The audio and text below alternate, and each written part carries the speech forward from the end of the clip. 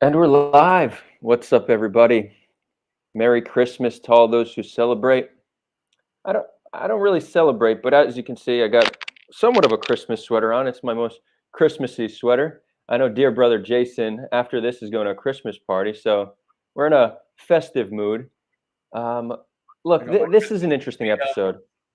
Yeah, what are you wearing there? I've got my what I call my Christmas kufia, which is the kufia with the Christmas colors. Okay, Christmas coffee. I like that. Um, so look, this episode it's going to be a little bit different. It's an interesting topic. It's not one that I personally find of too much significance. Like I see people getting upset over it, fighting over it, but I think it's still a fun one to engage with. I think it could be an interesting intellectual exercise, let's call it. And Jason is one of my closest Palestinian friends, and he's a Christian Palestinian. And out of everybody I've heard thus far make the argument that Jesus is Palestinian, I think Jason's argument is the strongest, so I brought him on. Obviously, we like to bring on people who are going to make strong and coherent arguments. We probably aren't going to agree on everything said, but that's exactly why we're doing this. Um, you might see that we have a little change of scenery. I'm actually staying at my friend's house in Tel Aviv. She flew, and I'm taking care of her plants. You can see all these. Look at all those plants. Yep, that's my dream right there. Okay, shout out to Danielle. It's her apartment, dear friend of mine. Shit, you know what? We'll take it one step farther. Because Danielle, she's an awesome individual. She's like a fashion designer, fashion consultant. I, if I should have probably better prepared explaining what she does if I was gonna spontaneously sponsor this episode by her. But let's say that this episode is sponsored by Dressed by Danielle. Why? Because she's a friend and we're doing it in this awesome apartment. I'm gonna add a link to the description. What she does is she actually helps people. If you live in Tel Aviv, you could reach out to her and she'll help you find awesome clothes. If you're a woman, she doesn't do men. Supposedly, men's fashion is not such a huge market. Surprise, surprise. But I will add a link to her thing if you want some fashion advice from like an awesome individual. Reach out to Danielle. And a shout out to our Patreon visionary members. We have Trivium Energy Pty Ltd. Oh shit! You know who that is? That's Jason. Actually, Jason is the first visionary member we've ever had, and he's been supporting us since then. Jason is a Christian Palestinian, and he is the founder of a green energy company in Australia. So that's him. Whenever you hear Trivium Energy Pty Ltd, now you know the face behind it. Hello. Um, We have SOG Cannabis, we have Max Marine, Geffen Posner, Adam Becker, Maya, Kimberly, Jordan Walter, Nate Hinman, Julian Meltzer, and our one and only legendary member, Speedy Weedy, which is a cannabis delivery company in Southern California. You can also find a link to them in the description.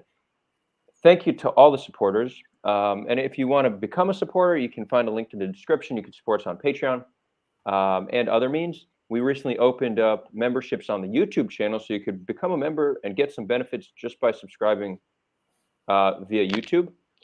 And again, thank you so much for the support. So, without further ado, Jason, was Jesus Palestinian? Look, I believe that the question itself is flawed. I mean, it's a fascinating topic. That's a given. That's why you and I are here today, right now. But we need to reframe the question, and I'll tell you why. Nation states are modern constructs. They've only come about in the last 100 to 200 years or so. So the corresponding denonyms, that is, the national identity labels such as Australian or New Zealander and American and Lebanese and Saudi Arabian, are all modern inventions. So it's anachronistic, meaning it makes no logical sense to be asking, was Prophet Muhammad of Islam a Saudi? Well, there wasn't a place called Saudi Arabia in his day. That label came about in the 1930s when the British Empire installed a family called Al Saud as the rulers of that land. But similarly, take a look at the example of Guru Nanak, the founder of the Sikh religion. He was born outside Lahore, which is in modern-day Pakistan. So does that make him a Pakistani? The country defines itself as an Islamic republic, and most followers of the Sikh religion are integrated into the Indian side of the Punjab province. So does that make him Indian? The issue with that question is the entire framing of whether ancient person X was from modern nationality Y is illogical. Macedonians and Greeks both concurrently claim that Alexander the Great was both Macedonian and Greek, even though both of those nationalities today follow Orthodox Christianity, which Alexander wasn't a part of. They speak different dialects of Greek and Macedonian, a Slavic language, which Alexander didn't speak, and yet they claim him anyway. That is why the question, was Jesus a Palestinian or was Jesus a Jew, needs to be reframed.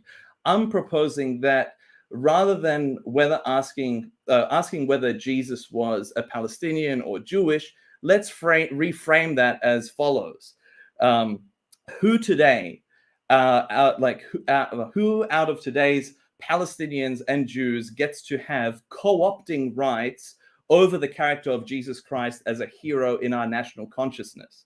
That is where the debate needs to be. And once we reframe it like that, we find that calling Jesus a Jew is about as accurate as calling Martin Luther a Catholic.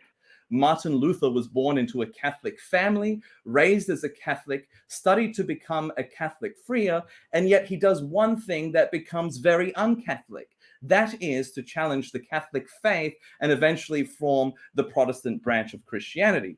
So despite the fact that he was born and raised a Catholic, you today do not find a picture frame of Luther's hanging in the lounge room of any Catholic household. But you may in a Protestant, Lutheran, or Baptist household. He is literally their hero, not a Catholic hero, despite his Catholic origins. So that's pretty much the debate right there. And if we apply this formula to the Jesus case for consistency, the Jews of Christ's times rejected him, just as the Jews of today continue to reject him. You will not find a picture frame of Jesus in any Jewish household at all. I mean, the guy claimed to be the Messiah. Jews do not accept this proposition, and he means nothing whatsoever to them. But guess what? Palestinian Christians like me revere him as both Messiah and divine, and Palestinian Muslims revere him as both Messiah and a prophet. And you'll find plenty of his pics hung up in Christian Palestinians' households. So he may not be quote unquote Palestinian, but we certainly have more co-opting rights over him than our Jewish cousins. And that's pretty much that's pretty much my main point. I rest my case on that. Thanks, Jason. You make a good case. That's why I brought you on. So I guess I'll tell you where I agree with you. First of all, I think people who have like a strong connection to identity, they try to like co-opt others into that identity as like a sense of pride, right? So we see it happening with Jesus. Jews who don't hold Jesus in high regard have no problem saying he's Jewish because he's the most popular Jew who's ever lived. So of course we're going to say he's Jewish. Palestinians are doing something similar. You know, Palestinians with their strong national identity, they want one of the most popular figures in history to be Palestinian. And we see examples of this in other identity groups. I've seen examples of this in like the gay community, for example, when they talk about certain celebrities or certain people from history being gay, it comes from like a sense of pride. So like, I do acknowledge that Jews don't hold Jesus in high regard, but they have no problem proudly claiming he's a Jew when it's convenient. That being said, the entire argument for me, I think it commits an equivocation fallacy. And what an equivocation fallacy is when you use the same word with two different meanings. And just here's like an example I pulled up from the internet. But the laws imply lawgivers. There are laws in nature. Therefore, there must be a cosmic lawgiver, right? So we're using laws in two different ways. One, the laws that humans create, and one's laws in nature. Again, this claim isn't saying there is no cosmic lawgiver, but it's not a logical statement you could make as proof of a cosmic lawgiver. And this is essentially the argument for Jesus being Palestinian. They're committing something similar. Most people, when they say Palestinian, they're talking about the national identity of Palestinians, which is a national identity that primarily formed in the 20th century. But when they refer to Jesus as Palestinian, they're changing the definition of Palestinian to be the national identity to being anybody who's ever lived on the land. The interesting thing about that is that would make most Jews Palestinian. It would make King David and King Solomon Palestinian. It would make Yehuda Maccabee Palestinian. Um, so, there seems to be something a bit disingenuous to the framing of it. I'm not in any way saying your argument's disingenuous, but generally how it's presented, it comes off as disingenuous at best and just intellectually shallow, like at least because there is a strong equivocation. And then some activists are even taking it farther and not even making the equivocation. And they would show like a picture of Jesus in like a keffiyeh with the Palestinian flag, which to me that would be equivalent to like showing Pocahontas with like an American flag or Julius Caesar with an Italian flag. It just doesn't really make sense. Um, I, and I think a good way to try to look at this is it's true that he was excommunicated by Jews of the time, but how did Jesus identify it? Jesus himself didn't create Christianity. Christianity was created a few hundred years later by his followers. Jesus most likely identified as a Jew. He most certainly didn't identify as Palestinian. So if we're going to respect the identity of Jesus himself, it's probably fair to call him Jewish and at the very least Judean. And I guess finally, and I think most importantly, why this topic has, I think, any importance to me is I think that I struggle, like me being in the space of activism, it pains me when activists are doing things that make them lose their legitimacy. So, I care about the Palestinian cause. I care about finding a just solution to the conflict. And when I see activists, whether Palestinian or Jewish or anyone else, doing things that make them lose legitimacy, it pains me because when Palestinians are dying on this hill as activists, like trying to make the claim that Jesus is Palestinian, first of all, it just detracts from way more important topics about the actual like status of the situation now, but also gets people to view them as like not serious like actors because it's like they're making silly claims. So I think in short that's kind of how I see it. I do want to say that I do get what you're saying in the sense that Muslims hold Jesus in higher regard than Jews. Christians certainly hold him in higher regard to Jews, and that's something that should be acknowledged, right? Like we do not hold Jesus in any regard, and many more religious Jews like might have negative sentiment towards him. So I think that's a very legitimate point that's worth making. And you being a Christian Palestinian from a town next to Nazareth, like your deep connection to Jesus, like I understand where your connection to him comes from and why you see him as either Palestinian or at the very least the father of the Palestinian Christians. Well, look, I don't think that when Palestinians say things like Jesus is a Palestinian or whatever, look, I don't think they're changing the definition, so to say. They'd be silly to do that. Modern day nationalists do co-opt ancient figures into their national consciousness. The thing that you have to remember is that Christianity and Islam are both offshoots of the Jewish tradition. So in the mindset, in the minds of all of a Palestinian, all Jewish prophets were a part of their mythology, their tradition. Like Muslims, we consider Moses and King David, like Muslims consider Moses and King David as Muslim. That's just the way it works. So when you look at Palestinians, of course, given how much our side have suffered over a century or so, the scale to which people even deny that we exist as a people, of course, you can expect people to go out of their way to do the opposite, which is to legitimize our identity. And I do agree with you that sometimes their efforts lack nuance, but we should note what we're up against. Let's face it. Zionists claim that the land was empty, or some do, which is false. They claim the label Palestinian came about in the 1960s, which is again false. That the Palestinians don't even exist as a people, which obviously is false because I'm here talking to you right now. So when you see activists trying to say Jesus was a Palestinian, what I just described to you, it's what they're pushing back against.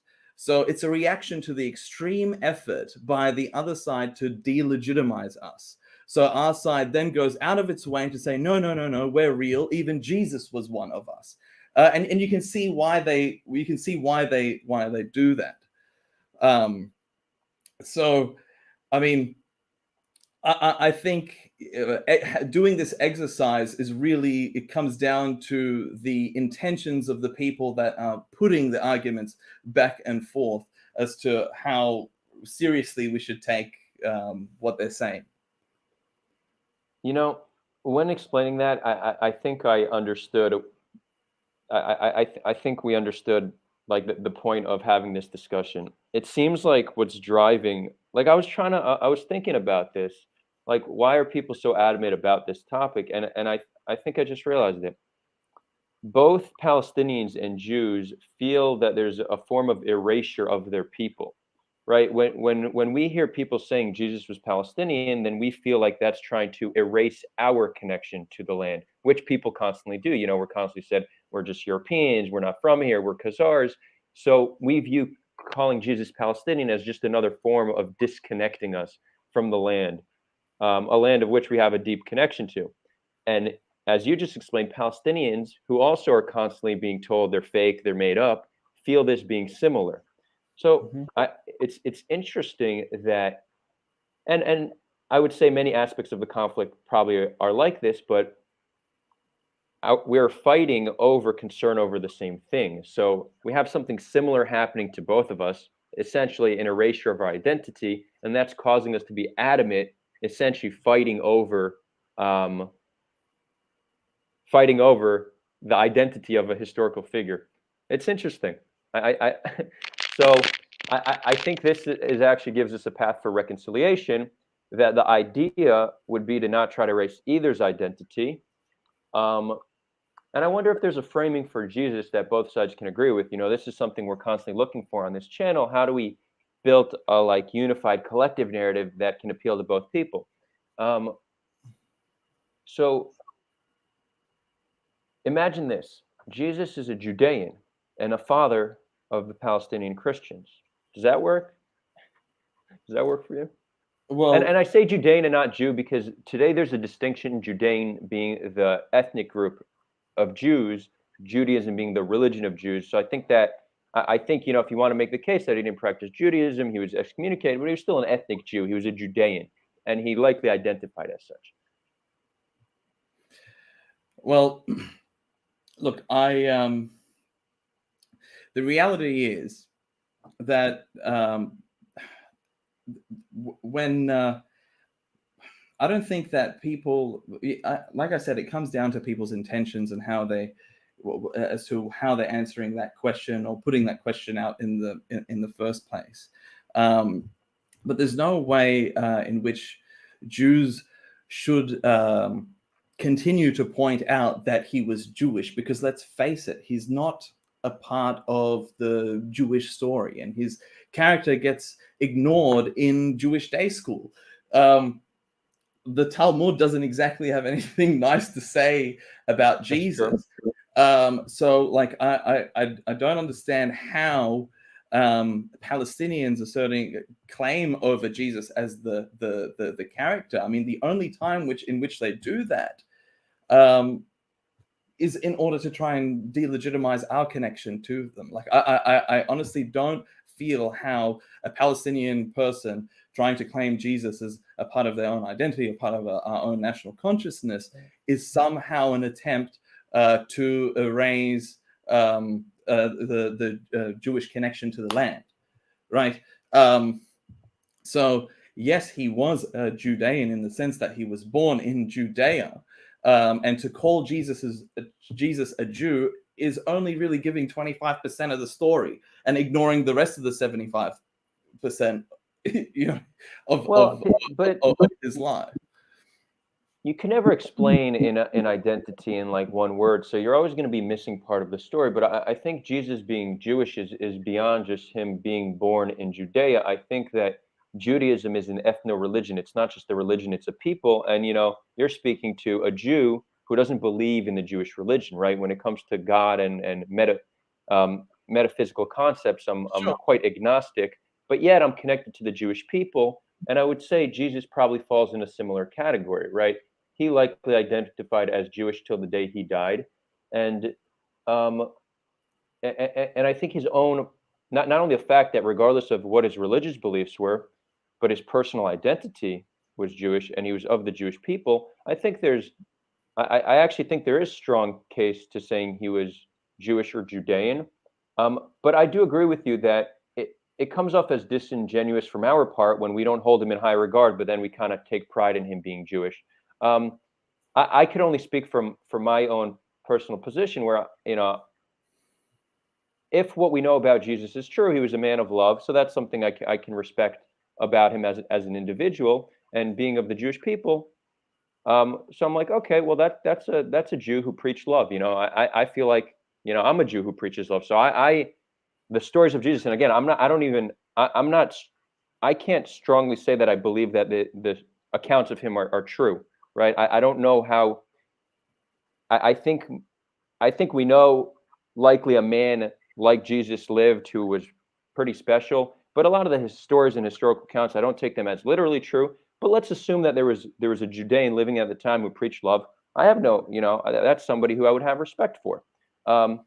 Put all metaphysical concepts aside. So you could see how like a secular Jew would still find some connection to him as an individual, not to Christianity, not to the religion, but just person to person like that. That's a person that you could respect because he preached unity and love. So I think that's like something important to take into consideration. Second Temple Judaism was a religion first, then an ethnicity second, right? Like take the example of Elisha ben Abuya, if you're familiar with that figure, who goes and does something which is defined as apostasy and blasphemy, and gets absolutely rejected from the Jewish community as not one of their own. It's the same case with Jesus. You don't see Jewish people of today claiming to have a connection with Elisha ben Abuya. Shabbati Zvi is another example of one of many people that have claimed to be the Messiah and have been rejected. But we again don't find Jews going out of their way to point out that he was Jewish. It's like the same as it's like, okay, are Messianic Jews real Jews? And I would presume that a big component of Jewish society would deny Messianic Jews as real Jews, but they have no problem with saying, "Oh yeah, Jesus was a Jew." So yeah, there's something disingenuous about that. I agree. I agree with that. That's why I like the framing. He was a Judean and the father of Palestinian Christians. To me, makes the most sense. Like I think you make a good, like, you point out that there's something disingenuous about it, but I think we need to acknowledge that calling him Palestinian, is based on an equivocation fallacy of switching the meaning of what it means to be Palestinian. So, but then you would apply the same thing to Alexander the Great and Greek and mess it with in reference to Greek. Well, for sure, I don't think Pocahontas was American. I don't think Julius Caesar was Italian. I don't think Muhammad was Saudi Arabian. It's just you can't retroactively give somebody a national identity. I mean, you can. It's just, but don't expect too many people to take you seriously. Then, Exactly, and that's why it comes down to how the question is framed. I mean, like you can't say that Jesus was contemporary Palestinian, because it's literally just as inaccurate as calling Jesus, a Jew. But you can say that Palestinian Christians descend from the first followers of Jesus. So if someone doesn't have a problem with a Macedonian or a Greek trying to incorporate Alexander the Great into their national consciousness and lay claim to him in that way, why would people have a problem with Palestinian Christians incorporating Jesus as a part of our national consciousness and a part of our as a part of history? I mean, Saudi Arabians have more Saudi Arabians have the right to co-opt the Prophet Muhammad as coming from that land and include him in their sense of national consciousness, which many of them do. The same Right, but thing. they don't go as far as to call him Saudi and show him with like a Saudi flag, right? And give him like the red keffiyeh. Like, that would probably, No, but well, you're not allowed to pick pictures of Muhammad, so I guess it's going to be a slightly different story, right? But yes, but they have every right to co-opt him. They have every right to co-opt him and be proud that he came from that region. And like I said, modern nationalities develop and incorporate things and ancient historical figures that have happened on their land as a part of their national consciousness. I mean, a lot of people, not just Palestinians, do this. I mean, another example would be the pharaohs and the pyramids and Egyptians. I mean, another one would be the Aztecs. So right, that are they Peruvian? Yeah, it's like I'll tell you the pushback comes because we're still at war with one another, right? yeah, We feel erasure. We both feel erasure from one another. There's like denying of one's identity. So it's like a trigger topic. I think that I think that when like Jews or Israelis see Palestinian in a keffiyeh with a Palestinian flag, they find it triggering. But I feel like if they were to hear your framing and how you as a Christian Palestinian, how you have a connection to him and you feel like he's the father of your people, I don't think that's something that would trigger most Jews or Palestinians. So I think a lot of it comes down really to framing and how it's used. And I think even more so, I think today because people know it triggers people, sure. like a lot of people are making the claim because they know it's controversial rather than because they know it's meaningful. Well, yeah, I mean, they're trying to raise awareness because here you have a sort of foreign ideology that has come in that is trying to demographically reverse them on the land. And so when you have that element to that, right? Because like Zionism, when it comes down to its logical implications, necessarily needs to create a demographic majority in which it wants to have a democratic country. And so once you add that element to the mix, that's what makes it unlike Muhammad was a Saudi or Alexander the Great was a Macedonian or Greek or Julius Caesar was an Italian. Like the topic is not as important because there is no foreign ideology in any of those places that's trying to create a demographic majority of a different group of people. So once you have once you add that element into the mix, that's why the topic becomes so sensitive and so controversial, so to say. Which is why we need to solve this conflict already. The second the conflict is solved, no one's going to give a shit with No one, that's right. No one will right. feel the need to try and raise awareness that, hey, look, we are the people of Jesus. Like no one can deny that. No one can tell me as a Palestinian Christian that, oh no, sorry, you're not from the people of Jesus. You have no right to incorporate him into your national consciousness. I think that's just absurd. It comes down to delegitimization, applying double standards, and demonize Jason. I've literally seen posts that say, oh, Jesus was not a Palestinian, he was a Jew, and if he was to be alive today in Bethlehem, he would be lynched for being a Jew. Like that is just classic delegitimization. The double standards applies because you don't see people going out of their way to tell proud Macedonians or Greeks that Alexander was not one of their own. This only happens to us, and it is driven by some sort of agenda to try and disconnect Palestinians from this historical figure when they have every right to claim him as one of their own.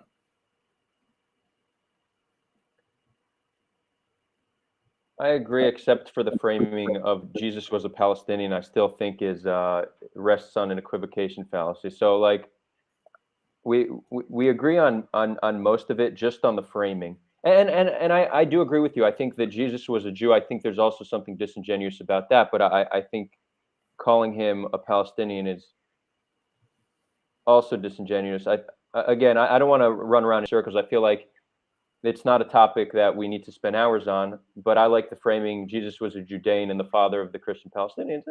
Works for me. Look, that works for me as well. There we go. That's But what Sulha is all about, bro. That's yeah. But when you apply the political situation and everything like that, it becomes more to that. I strongly believe that Palestinians have the right to co-opt him as one of their own, and I don't think anybody should have a problem with that. I don't see how that is in any way, shape, or form threatening to Israel's legitimacy or, you know what I mean, Jewish connection to the land. I mean, if that was the case, Well, like, again, why? because it comes with the whole baggage, like like the context of what's going on, it's why people are triggered by it. As we said, in times of peace, I don't think people would be triggered by it. Well, can you please unpack the baggage that you believe it comes Yeah. with? I mean, I think that you say you don't feel like we should see it as erasure or a disconnection from the land, but I think Jews are constantly seeing activists, primarily Palestinian activists or pro-Palestine activists, trying to disconnect them from the land, whether saying that we're all European, we're all Khazars. You know, these are narratives that are very, very strong in Palestinian society. They're central to certain Palestinian narratives, us being foreigners, us not being from here. So that's the baggage, right? That it's not Jesus is Palestinian. That's not an isolated claim. We very much view that as connected to the entire narrative of our of trying to disconnect us from the land. So that's why I think the pushback comes from. But ultimately, I think you as a Christian Palestinian have every right to co-opt him into your story.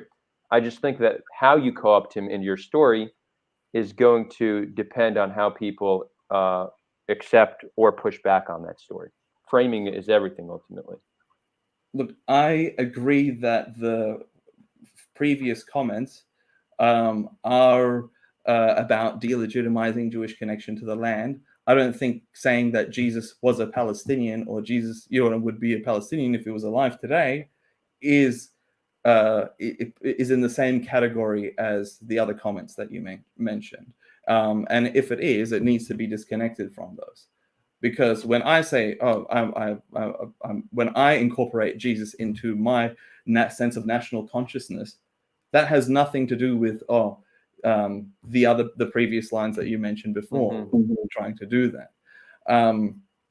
But I tell you what, there is an aggressive attempt on social media to try and say that no, Jesus was not a Palestinian, and to disconnect the modern day contemporary Palestinians from their descendancy from the first followers of Jesus. So I do stand by that by that claim very strongly, and I don't think anyone should have a problem. Like, what Jewish people really rejected him back then, and they rejected him today. Like, why all of a sudden, every time around Christmas, they want to reincorporate him? I mean, if Jesus was alive today, it's more likely that he would be banned from Israel, just like the way God TV was banned from airing in Hebrew in Israel. You know, I don't want to get too much into like if he would be banned, because I think that most of what we know about Jesus was written by his followers. So I don't think we know enough about who he actually was to know how he would be treated in the land of Israel today. But I do want to bring up a comment, because I think this comment is bringing up a different point. UVB goes, the triggering bit here is not political, but the bending of historical facts for the sake of politics. There was no Palestinian collective identity in the time of Jesus, any way you twist it. So I think this kind of shines light onto what might be triggering people, that the claim seems to be in order to make the Palestinian national identity seem thousands of years longer than it actually was. And anybody who's like on the battlefront against Palestinians would view that as a problematic claim, because we know Palestinian national identity began in the late 19th century. And again, when you see activists sharing him with like a keffiyeh and a Palestinian flag, they're essentially connecting him not just to the people, but to the national identity. So it is true that activists very much are trying to do this. Um, I, on my end, I feel like I've said everything on this topic. But If you, don't you I'm see that? happy to take audience questions, but you could have the final word on this. Look, I think that if you paid attention to the intro in my introduction, the first thing that I pointed out was all modern identities are all modern constructs, and we've dealt with that. So we need to move past that point, because exactly what you were saying before, like um, by calling Jesus a Jew is another bending of the facts. It's misleading. It's not telling the full story. Like I said, he was just as Jewish as Martin Luther was Catholic. So wait, I just want to I want to correct one thing because I don't know if that's the best comparison because Catholicism is a denomination of Christianity, right? So no one's saying that Jesus was like Lubavitch or like some sect of Judaism. It's You could what we're argue essentially saying is that Martin Luther is Christian, which is true. Well, I think Christianity, which was born from Judaism, fits perfectly into that comparison, because for Christians, it's the continuation of the religion through the Messiah. So it's I do think it's a fair comparison to make. You know, You know, I do agree that other activists like try to make the Palestinian identity sound more ancient than it is because of what they're up against. But I don't think anyone should take issue with them laying claim over this historical character into their national consciousness. Like it's not, yeah, it's we have no disagreement there. I guess the disagreement, if anything, is about framing. Is how it's framed and how people are gonna perceive certain correct. framings. You know, and again, I get pushback on this all the time because I'm constantly telling people to frame their arguments differently, and then they're like, "Oh, why are you tone policing oppressed people?" Like this is the pushback. It's like, dude, if you want to be successful in life, if you want to be successful in your activism, framing matters. How you make an argument, how you explain something, the words you decide to use matter tremendously, right? So it's like, yeah, I guess I'm a stickler for framing, but framing is essential to being successful in whatever you're doing. So I'll remain a stickler for framing. So I don't think we have much disagreement. I think perhaps it just comes down to the framing. Look, I agree with you that they do us a disservice, but we have to see why they do that. So yes, agreed. We do need to reframe the question, and that was my first point that I made. True, true. Um, I wanna just a few quick things in the comments. So I'm getting messages from people that they're not able to super chat, which that's pretty frustrating because half of the revenue we earn on Sulha is maybe not half, a third, but is from super chats that people give. Can can people please try to super chat us, even if it's just $1? Excuse me. Um, Try to super chat us. Let me know what happens when you try and it fails. Like, did YouTube somehow block my super chatting abilities like that? That'd be pretty weird. And I see that I mistakenly said I got corrected. That I said Aztecs were Peruvian. That was the Incas. Aztecs were Mexican. So thank you for calling me out on that. It's been a while since sophomore year of high school when we learned about the Aztecs and Incas and Mayans. But it's true. The Aztecs were Mexican. Let's see what YouTube's saying about my monetization. Supers. You do not have access. What? What do you mean you do not have access to super? Oh, super thinks. The hell's a super think? The, yeah. Okay, I should have super chats. Well, that's annoying. Uh, Yeah. Oh no, super chats are coming in. Merry Christmas. Merry Christmas. I guess I don't get coal under the Christmas tree this year. So who? Thank you so much. Nathaniel gave 100, and I don't know what that symbol was. I got excited, but then I remembered he's in India, so I guess that's 100 rupees. 100 rupees. Okay, I appreciate it. It's funny when you just never know with these other currencies. Yeah. Yeah. So look, I think I did get most like the bulk of my point out there, and I hope that actually gives the audience a bit of nuance. No, Jason, I brought you on because I think you make the most compelling argument I've heard on the topic, and being a Christian Palestinian, you have like an authority to do so. So, I hope that the viewers understand that the connection Palestinians have to Jesus, and even the co-opting of him into their narrative is legitimate. And I hope maybe people on the other side of the argument can understand why the current framing of it is rejected so strongly and not taken seriously. Yeah. Yeah. And I do equivalent the accuracy of that statement to be just as accurate as saying Jesus was a Jew. It's not giving a nuanced perspective of it. So to say Jesus is a contemporary Palestinian or Jesus was a Palestinian is literally just as accurate to say Jesus was a Jew. Both of these statements, yeah, I don't agree with that. Need double clicking. I mean, what part don't you agree with?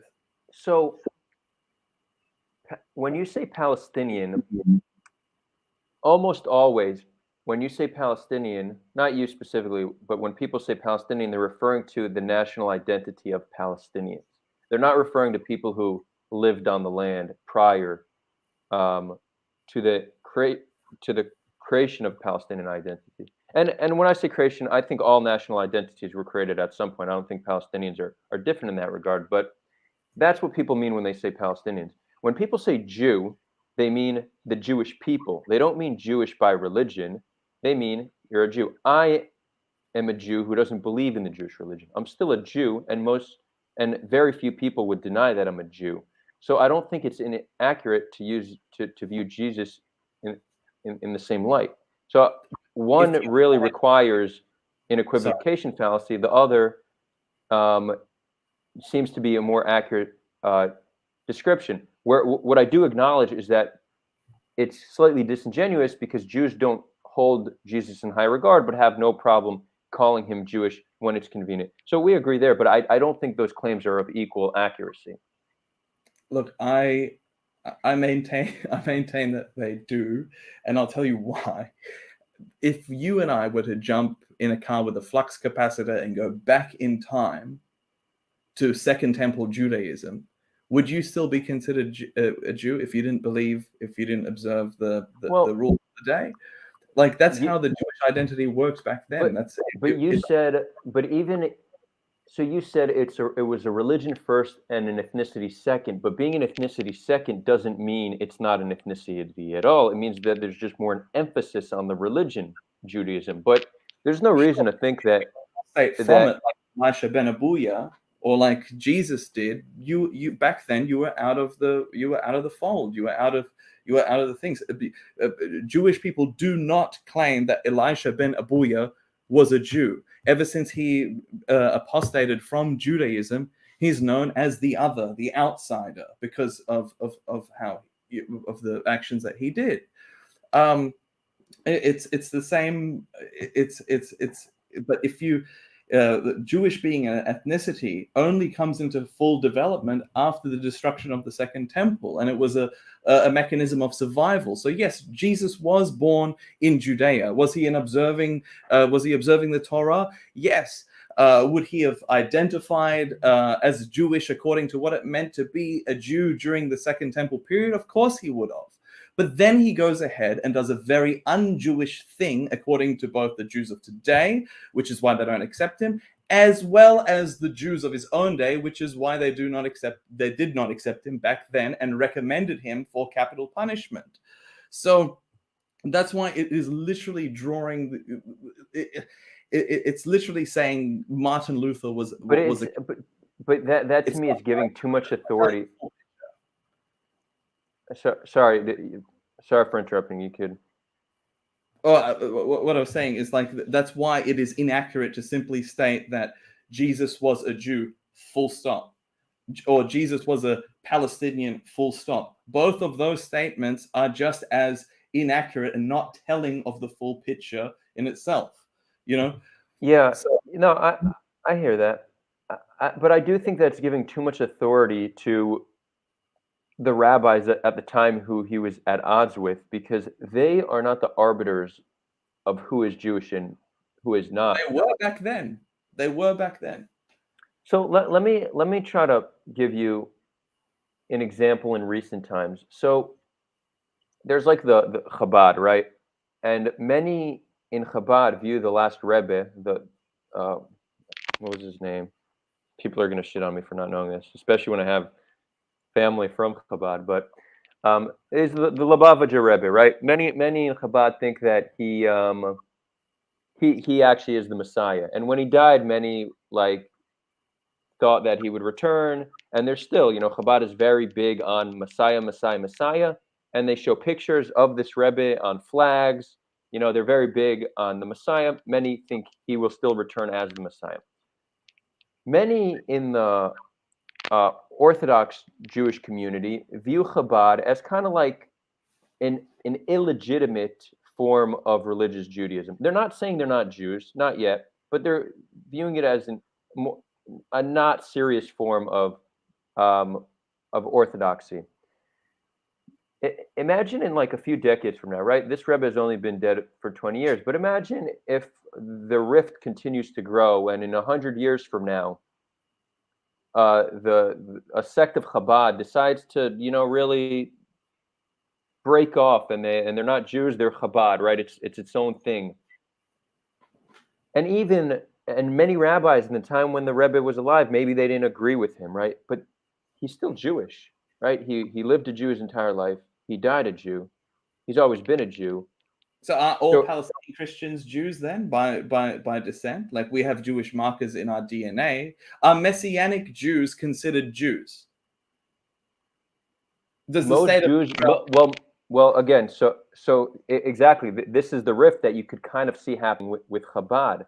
Messianic Jews, I don't think, if you want to talk about Judaism as a religion, most would say no, that Messianic Jews aren't Jewish. If you're talking about it as an ethnic group, I don't think that most Messianic Jews offshoot from Judaism. But if they do, then yeah, they're still Jewish. They're Jewish by ethnicity. If we're talking about an ethnic group, that means I'm Jewish and that I should be able to make Aliyah and be given Israeli citizenship. Like this is no, not exactly, because it's true that you probably look the whole ethnic group thing, like it's a fluid concept, right? Ethnicity is a social construct, so it's by default going to be fluid. Jesus was an ethnic Jew. His descendants are not necessarily ethnic Jewish because for 2,000 years, they didn't marry within that ethnic group. They intermarried with other ethnic groups who had similar identities to them. Perhaps the identity wasn't ethnic Jew, but it was Christian. So after 2,000 years, you're no longer going to be an ethnic Jew because of 2,000 years of intermarrying. Most Jews, and there's some intermarrying also amongst ethnic Jews, but most ethnic Jews have for thousands of years been marrying other Jews, so the ethnicity remains. So you don't remain in ethnicity forever if you continue to intermarry, but there is some level of fluidity to it. That's true. Look, about your point about the Shabbat not have, like Shabbat never did any sort of act of blasphemy or apostasy, whereas Jesus did, according to them, and claiming to be the Mashiach. And so the religion, you could opt in through conversion, like the Edomites, or you could be thrown out through apostasy. That's the way it worked back then. And then after the destruction of the Second Temple, that's when the focus turned onto the ethnicity, and it was a form of survival. It was a survival mechanism. So you can't apply those rules that weren't around in Jesus's time to ascertain Jesus's identity. And if you want, but wouldn't you agree that Jesus identified as a Jew?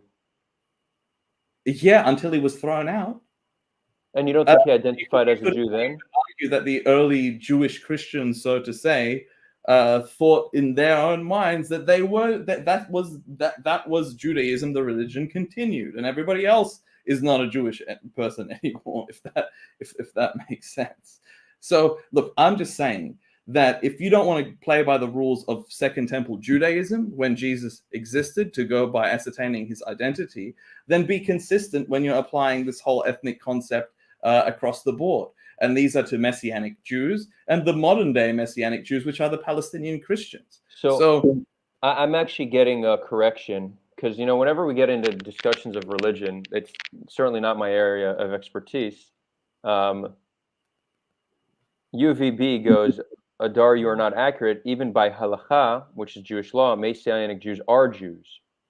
Interesting. I didn't know that. So yeah, I think we're just stuck in the weeds now. We found a fair enough compromise. Be Jewish, and they should go and advocate the state to consider all Palestinian Christians who have Jewish DNA in them as Jews and offer us all citizenship. But they won't do that. They apply, this is the double standards aspect of it. Like selectively framed arguments to try and disconnect Palestinians from the historical figure Jesus, to which they have more of a connection to than contemporary Jews. Like it needs to, we need to be consistent when we're taking a viewpoint. That's why, you'll find people that say, "Oh, Messianic Jews aren't Jews," but then in the same breath, when they're talking to a Palestinian, "Oh, Jesus was Jewish; he wasn't a Palestinian." And look, like I said, both arguments come from politically motivated agendas that aim to try and prolong the conflict. And for the sake of constructiveness, Jewish people should have no problem with Palestinians incorporating Jesus. Like, what is it to you to all of a sudden want to co-opt him into saying, "Oh yeah, he was a Jew, he was one of us"? You know what I mean? When clearly they rejected him back then, as they reject him today. The only time that they want to incorporate him into and give him this label as Jewish is when they want to, is every Christmas, when they want to delegitimize Palestinian connection to him. Whereas Palestinians, being in an environment where they have literally been demographically reversed to being 92% of the population, to being 20% of the population within Israel, and then the other 5 million in Gaza and the West Bank are completely stateless, every time they try and make a claim to Jesus being a part of our national identity, usually with the agenda of trying to raise awareness about our existence as Palestinian Christians, because we do not get enough media time, it all of a sudden becomes an issue. Like, what is the issue? You know what I mean? Like, why aren't you going up to Macedonians who proudly claim Alexander the Great and saying the same things? Well, I'll tell you, like, no one is doing that because there's no political situation that are happening with Macedonians where someone's trying to demographically reverse them. Whereas that is what has happened to Palestinians. The Zionism forcefully created a demographic majority in these areas, and they still continue to try and create a Jewish demographic majority in areas where one doesn't exist, like the West Bank through settlements, and East Jerusalem through these evictions and these groups that literally openly state that's what they're trying to do. So when a Palestinian goes around and says, "Hey guys, Jesus was a Palestinian. Look at us." You know what I mean? Like, let's shine some light on it. Why all of a sudden does that threaten Jewish people so much? Especially when you rejected the guy back then as you do today. again, I think we recognize that the reason why it's rejected is because the nature of like the state of the conflict and how both people are dealing with others trying to erase their connection to the land and their identity. So again, the reason what a fun historical conversation on identity becomes a very triggering, angry conversation is because of the nature of the conflict. I do want to get to some comments. Hmm. So first of all, thank you, Nero Fay, Love and Mercy, and Nathaniel for the super chats. Very much appreciated. I think we have a few more. Richard Preschel also, €5 super chat. He says, nobody says that Elisha ben Abuya or Shabtai Tzvi weren't Jews. Even Archbishop of France was a Jew. There is no opt out of Judaism. This is another perspective on it. I said I forgot the name of the Rebbe. People are telling me it's Menachem Mendel Schneerson. Thank you. Again, a lot of the debates and discussions I get into,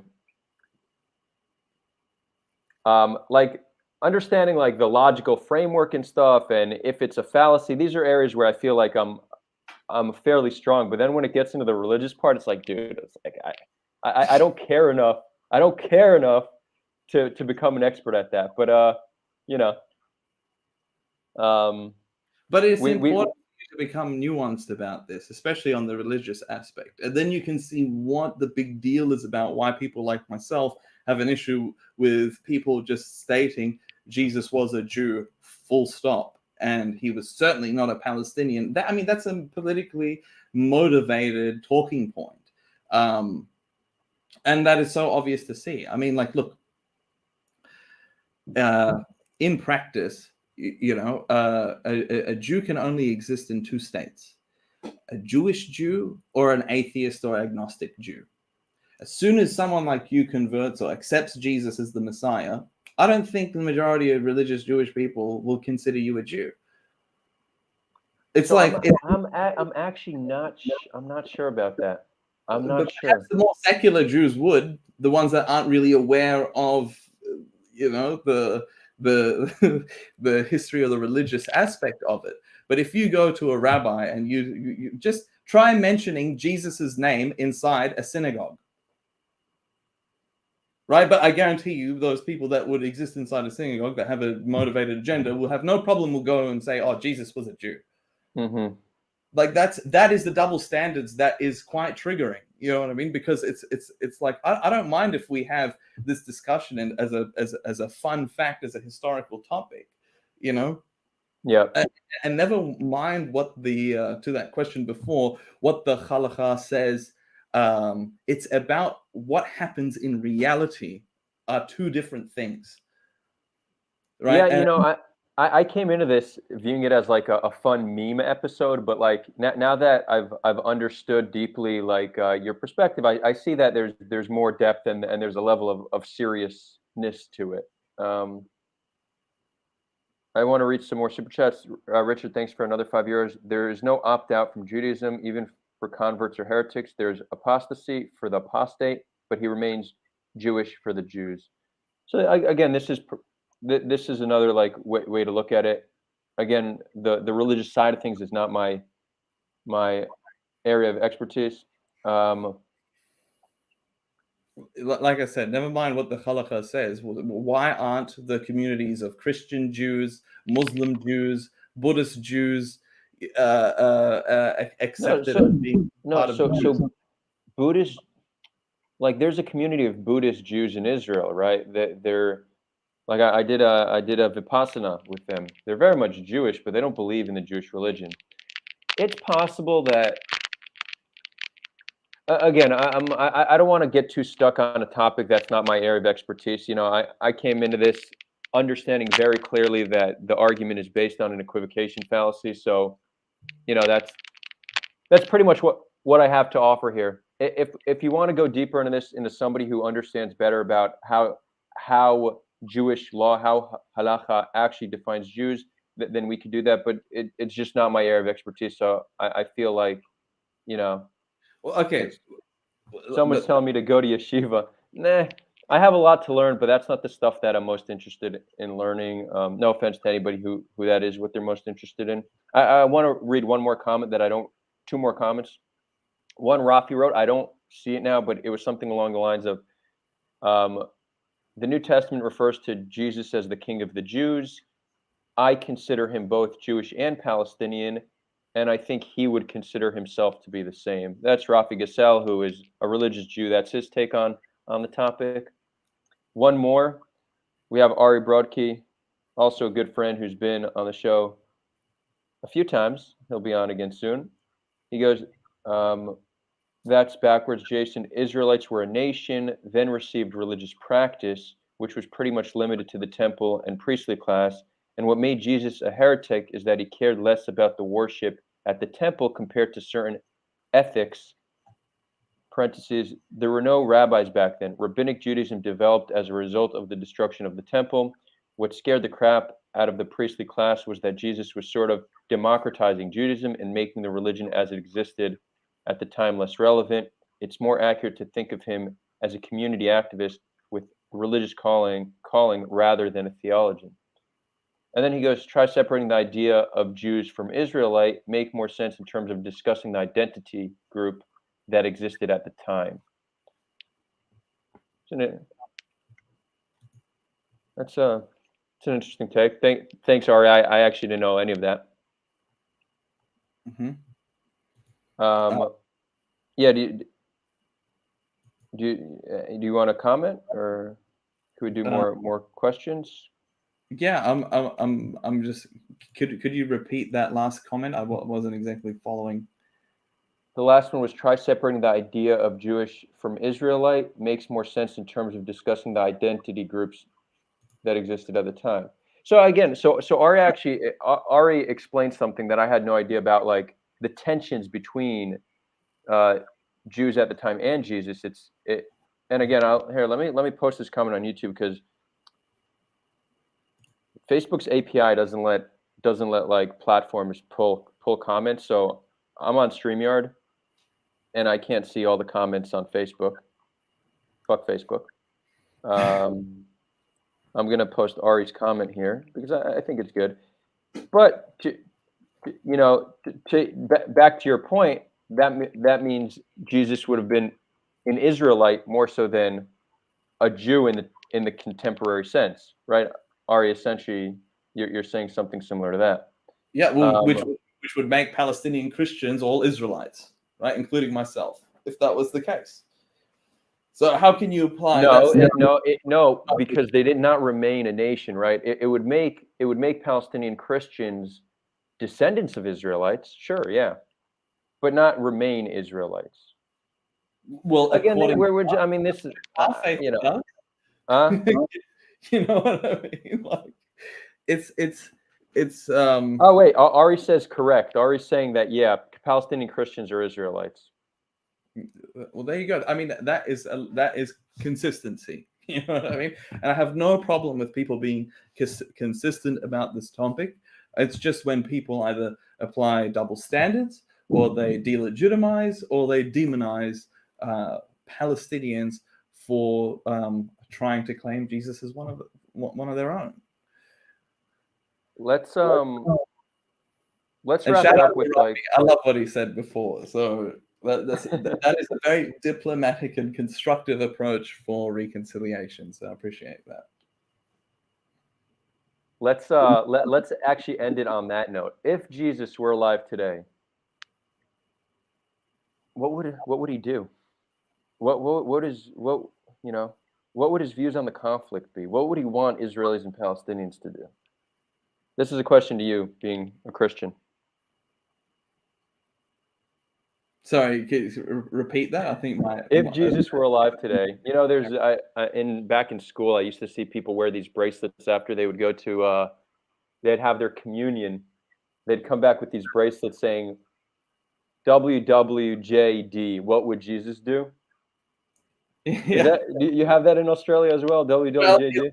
If you were to, like, if Jesus was to come and you plop him in either Nazareth, Capernaum, Bethlehem, anywhere where there is Palestinian Christians, The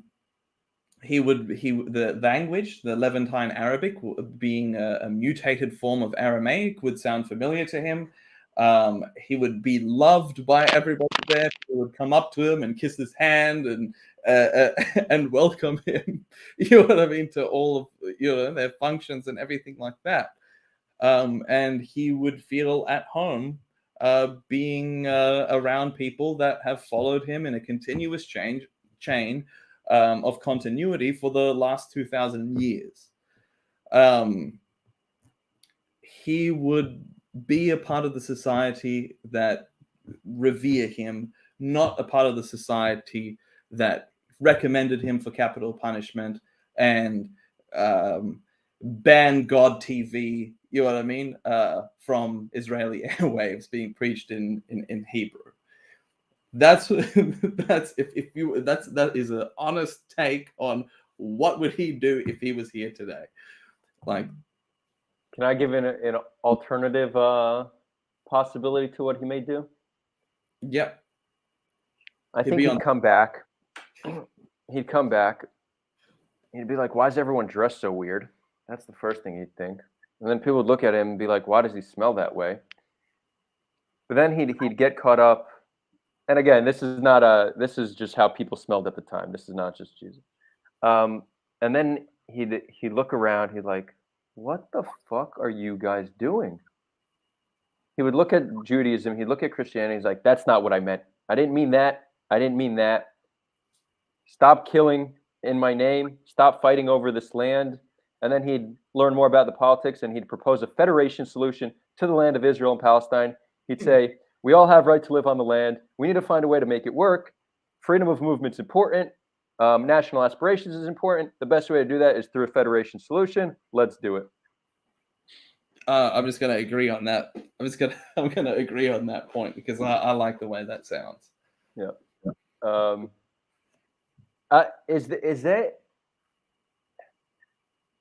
Is it disrespectful, like how I described him? Because I try to be sensitive on these topics. Because I know like we couldn't have a similar conversation about Muhammad that way, right? But is it okay to like have these like theoretical conversations of Jesus alive today and stuff like that? It is perfectly fine, and it is precisely because of the lessons Jesus taught us and left us with that even if some Christians were offended by that, their teaching tells them to turn the other cheek and to love you. There we go. And I must say, as someone who's in no way religious, the concept of like love thy neighbor, forgiveness, living a life filled with love that's something that's always resonated. Well, maybe not always, but at least since my mid-20s is something that's always resonated with me. So if what they say about Jesus was true, then I think he was a great guy. I think it's somebody who could be a role model for many. And no, I'm not a Messianic Jew. I don't believe in concepts like Messiah. I don't think God has a son. But as an individual, one man to another, I could say that I respect him. Appreciate that. Look, I don't think you necessarily have to be a person of faith to be able to respect and appreciate a culture in which you come from, be that Judaism or Christian or Islam. And it's important to educate ourselves to become more nuanced on topics like this, and take out the positives from the lessons on that we can draw from each of these faiths and apply them to today's. Look, if everyone just followed the principle that it is cool to be kind and to have empathy, then I think we would be in a better place in regards to creating a more constructive dialogue that will lead eventually to a solution of this conflict, because the situation today is not sustainable. And I think getting involved in these delegitimization attempts motivated by political agendas isn't a good thing. And I believe that Jesus would be against that. Amen. Amen. You know, I think that's the perfect place to leave it. Jake asked me, "What about confederation?" Yeah, maybe let me let me clarify, because I said federation. The reason I went with federation is because it's a contrarian view, and I feel like Jesus was a contrarian. So it's a solution that is just, peaceful, and contrarian. It's a very Jesus solution, in my opinion. So what hold on, Nerofe. 6 shekels. Jesus invented being cool. Interesting. Whoops. I brought this up for God. I brought that one up by mistake. So Jason, you're off to a Christmas party, right? Well, I'm off to the Palestinian Melkite Catholic Church in Perth. In about at 6:30, which is just under an hour. So for preparations for the mass occurring tonight, and with mass there comes feasts filled with falafel and hummus and all the types of cuisines that Jesus would have ate back then. Oh, those are all Israeli foods, right? Oh, they're Middle Eastern for sure. Levantine cuisine. Yeah. You know, Jason, I hope the day comes. You know, we've been friends for now a year and a half. I really hope the day comes where, you know, I celebrate Christmas in the sense that I celebrate Cinco de Mayo. It's like, for me, just another reason to celebrate. I very much like reasons to celebrate. Mhm. But I do hope, you know, one of these years we could celebrate Christmas together in Bethlehem or in Nazareth. I think that would be extremely meaningful, and you know, I hope that becomes a possibility in the near future. Oh, 100%. Me too. I really hope and do pray for a solution to occur within our lifetime. Um, Being on the Palestinian side of the conflict, I do believe that the majority of the power to enact change lies on the other side. And therefore, it's up to people like myself to engage with people like yourselves to try and put out our narrative there in a way where you don't feel personally attacked, but you can understand where we're coming from. And really, I think it will be achievable once more people of each communities are exposed to the other communities, because most Palestinians learn about Zionism from other Palestinians, and most Zionists learn about Palestinians from other Zionists. I mean, like the fact that, I mean, we even have, I guess people have read somewhere in the comment section being like, oh yeah, Palestinian nationality didn't exist until, you know, this sort of date. I mean, these, like, no nationality existed until it did. You know, I think the idea of a Palestinian is still not fully conceptualized in the minds of most Zionists that I come across. And I think it's because of this little exposure that we have that we don't develop these nuanced forms of understanding. And just to clarify what a Palestinian means, being a Palestinian today means that you are a Levantine Arabic speaker that belongs in one of these three categories. Someone that lived in the British Mandate of Palestine prior to the establishment of the State of Israel in 1948 and was displaced during the war, or their descendants living in the diaspora outside of the land of origin, which is the category that I fall into. The second thing is someone who continued to remain on the land that became the State of Israel in 1948 and has an Israeli citizenship. Some call them Israeli Arabs. They are, in fact, Palestinians who just happen to be lucky enough to have survived the displacement in 1948. And the last category is someone that lives in the territories of Gaza, East Jerusalem, and the West Bank, which Israel took control of in 1967. So identifying as a Palestinian Christian, to me, is about providing continuity to our heritage. But that is like, people have to explain that a Palestinian isn't just some half-baked label used to identify as, to undermine Zionism. It is a legitimate national consciousness, and I think people like myself need to get up on platforms like this and explain that, so that we can start moving beyond these points that delegitimize each other, and form a better understanding, so that we can create the environment we want to establish a solution. And we'll be having Tiber beer sitting somewhere in Bethlehem, and enjoying life together as equals. Amen. Inshallah. Bezrat Hashem. God willing. Said the atheist. I'll frame myself as an agnostic to not trigger people. But Jason, this was great. You know, I wish you a Merry Christmas to all our Christian viewers out there. Very Merry Christmas to you. I hope you enjoy your time off, your time with your families. Jason, we'll definitely have you on the show again soon enough. You know, I'm actually gonna put you on the spot right now publicly.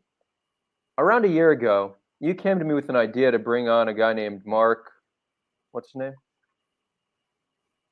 Hashem? Mark Hashem, who's a pretty prominent Christian Palestinian. You reached out to him. He was interested. He's a Lebanese Christian. Lebanese Christian. He was down to come on the show. You started talking to him. And then you got busy with life. Okay, you have every right to be busy with life. I'm not going to tell you that you need to like prioritize Sulha. But, bro, come on. Now everybody knows it. The pressure's on. Make that episode happen. Bring on Mark Hashem and Jason Damouni. A conversation on Christianity in the Middle East. Let's do it. I would love to. And as you pointed out correctly, life does get the best of you sometimes, with work and family and everything like that. And I guess I got caught up in those things, but I will definitely reach out to Mark. And if he's viewing, then I guess he's heard it from the horse's mouth, so to say. Hopefully we can put something together soon. I mean, from the last time I spoke to him, he was still willing to come onto the show. So awesome. And he's a really great guy. You should follow his. Yeah, yeah. I mean, you could toss a link in the chat. So yeah, friends, what we have going on next week, and listen, another thing, just a side note, for followers of the channel, I have not been like super consistent with putting on content lately, and I apologize if I've let anybody down. I've been extremely busy with work, and I've been finding it hard to juggle both things. It looks like in January my time will clear up a little bit, and I'm really trying to get back to at least one live stream a week. Whenever I miss a week, it genuinely pains me. So just know that I'm making an effort to do more. And one thing that will help, the hardest part of this content is finding the interesting guests, the matchups to do. So if anybody has an idea of someone that should come on the show, but even more than an idea, if you can reach out to them, pitch to them the show, and connect us, like that does half the work, because booking and matchmaking is the hardest part, and community help can certainly help with that. So just keep that in mind. Next week we have Rabbi Yehuda Cohen and Bassam, who I debated previously, I think 6 months ago. They're going to have a very interesting debate this week, I believe on Wednesday. Not sure, but you'll see the event posted here on YouTube. And yeah, much love to everybody. Much love, Adar, and happy holiday season to you. I wish the best for you and your family, and for all of our viewers watching today. Thank you, brother. It's been great having you.